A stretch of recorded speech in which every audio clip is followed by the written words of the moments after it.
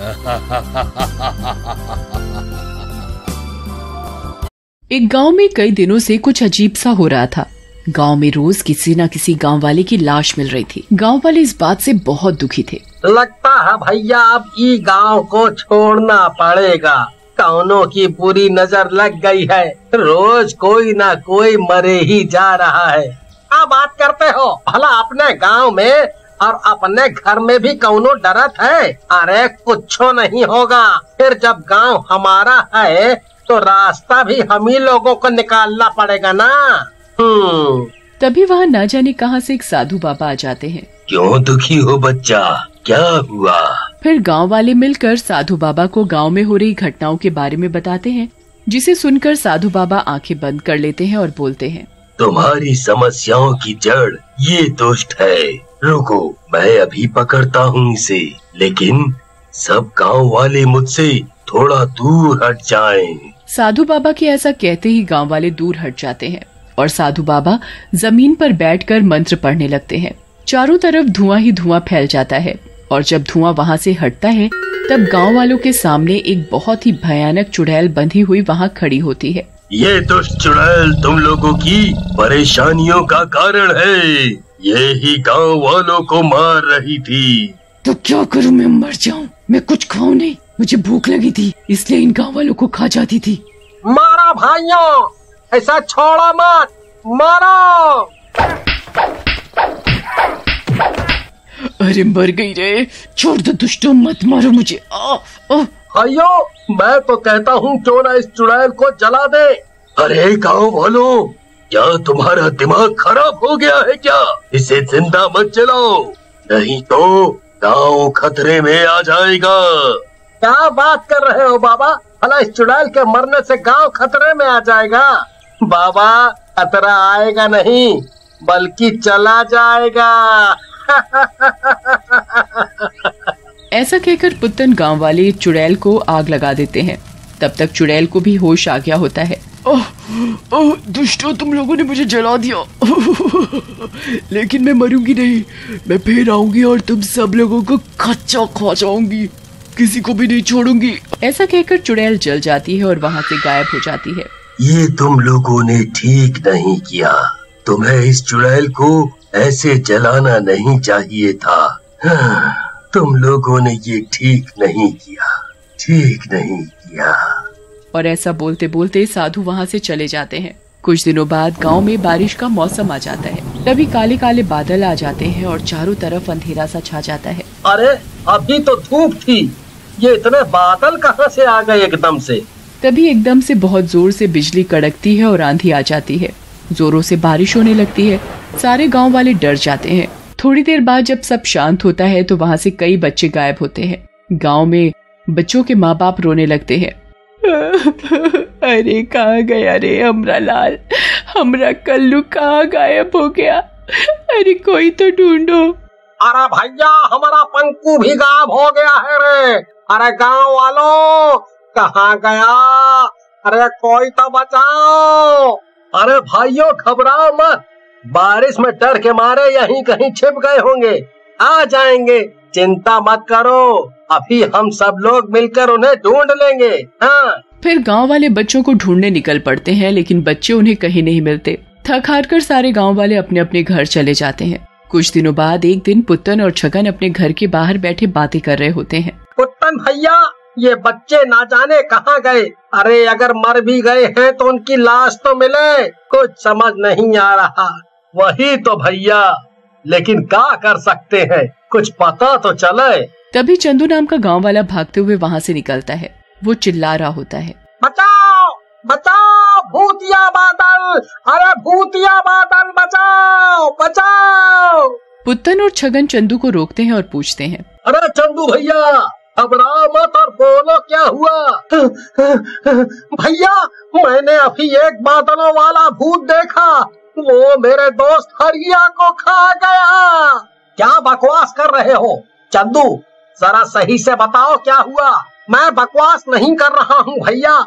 आज मैं और हरिया खेत में काम कर रहे थे, तभी हमारे चारों तरफ काले बादल ने गहरा घना घेरा बना लिया और जोर जोर से बारिश होने लगी। इससे पहले हम कुछ समझ पाते, उन बादलों में एक शैतान का डरावना चेहरा बनने लगा। भैया मैं तो किसी तरह बच गया, लेकिन वो हरिया को निगल गया। लगता है तुमने भांग खा ली है। चंदू जाओ जाओ जाओ, सो जाओ। मेरी बात का विश्वास करो भैया, मैं सही कह रहा हूँ। लेकिन छगन और पुत्तन उसकी बात को अनसुना कर देते हैं। एक दिन छगन अपनी पत्नी रूपा के साथ खेतों में काम कर रहा होता है। ओह, आज तो बहुत गर्मी है, ऐसा लगता है सूर्य देवता आज ही सारी गर्मी यहीं उड़ेल देंगे। हाँ रूपा, आज तो सचमुच बहुत गर्मी है। बारिश के दिनों में भी इतनी गर्मी, पता नहीं क्या होगा। चलो पेड़ के नीचे कुछ देर बैठ के आराम कर लेते हैं। फिर रूपा और छगन पेड़ के नीचे बैठ जाते हैं, लेकिन तभी वहाँ काले काले बादल आने लगते हैं और चारों तरफ गहरा अंधेरा छाने लगता है। अरे ये क्या हुआ? अभी तो इतनी धूप थी, एकदम से बारिश का मौसम कैसे हो गया? छगन दूर देखता है, उसे वहाँ धूप दिखाई पड़ती है। उसी समय उसे चंदू की बात याद आ जाती है। वो रूपा से बोलता है, रूपा वो देखो, थोड़ी दूर पर कितनी धूप है। तुम चुपचाप यहाँ से चलो, मुझे कुछ गड़बड़ लगती है। वो दोनों वहाँ से जाने लगते हैं, लेकिन वो काला बादल उन दोनों को घेर लेता है और उसमें एक भयानक चुड़ैल का चेहरा बनने लगता है। छगन उस चुड़ैल के चेहरे को पहचान जाता है और बोलता है, भागो रूपा, ये तो वही चुड़ैल है जिसे गांव वालों ने मार डाला था। भागो नहीं तो ये हम दोनों को मार डालेगी। लेकिन वो बादल रूपा को ढक लेता है। रूपा डर के मारे चिल्लाती है, बचाओ छगन, मुझे ये बादल ने मुझे पकड़ लिया, मुझे बचाओ। लेकिन छगन कुछ करता इससे पहले वो बादल रूपा को लेकर वहाँ से गायब हो जाते हैं। उधर छगन का चिल्लाना सुनकर गांव वाले भी आ जाते हैं। तभी एक गांव वाला बोलता है, क्या हुआ छगन भैया, क्यों चिल्ला रहे थे, क्या हुआ? भैया पुत्तन, वो चुड़ैल ले गई मेरी रूपा को। मैंने आज उस बादल को देख लिया, वो कोई और नहीं, चुड़ैल ही है जिसे हम लोगों ने मारा था। चंदू सही कह रहा था भैया, चंदू सही कह रहा था। अरे दादा रे दादा, तब तो हम लोगों से बहुत भारी गलती हो गई। अब क्या करें, कुछ समझ नहीं आ रहा। ये चुड़ैल तो लगता है हम गांव वालों से बदला ले रही है। भैया क्यों ना हम उन्हीं साधु बाबा से मदद ले जिन्होंने पहले हमारी मदद की है। मैंने कुछ दिनों पहले पड़ोस के गांव में उन्हें देखा था। फिर गांव वाले मिलकर साधु बाबा के पास जाते हैं। साधु बाबा उन सब गांव वालों को देखकर गुस्से में आ जाते हैं और बोलते हैं, गांव वालों, मैंने उस दिन भी रोका था कि उस चुड़ैल को मत मारो, लेकिन तुम लोगों ने मेरी बात नहीं मानी। उसी का नतीजा है ये। वो चुड़ैल अब और भी शक्तिशाली होकर वापस आई है। अब वो किसी के रोके नहीं रुकेगी।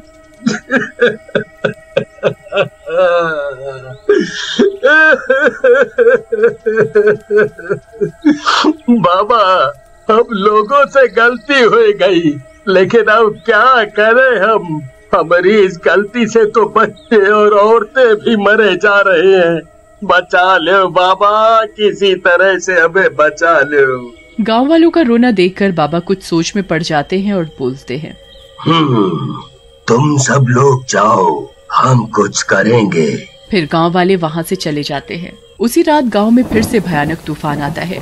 चारों तरफ जोर जोर से हवाएं चलने लगती हैं और बहुत जोर से बारिश होती है और बादलों में से चुड़ैल का चेहरा बाहर आता है और बोलता है, गांव वालों, ये तुम्हारी जिंदगी की आखिरी बारिश है। अब तुम लोग इसके बाद कोई बारिश नहीं देख पाओगे। गांव वाले डर के मारे गांव की चौपाल में इकट्ठा हो जाते हैं और भगवान का नाम लेने लगते हैं। तभी वहां पर एक जोर से रोशनी होती है, जिसे देखकर चुड़ैल डर जाती है। तू फिर आ गया, चला जा यहाँ से, मुझे मत मार, जा चला जा। उस रोशनी में से साधु बाबा की आत्मा प्रकट होती है और बोलती है, अब तू नहीं बचेगी चुड़ैल, तू जाएगी इस दुनिया से। ऐसा कहकर साधु बाबा सूरज की तरह चमकने लगते हैं, जिसकी वजह से सारे काले बादल गायब होने लगते हैं। मैं मर रही हूँ, दुष्ट छोड़ दे मुझे, जाने दे। थोड़ी देर में सारे बादल छट जाते हैं और साधु बाबा भी वहाँ से गायब हो जाते हैं।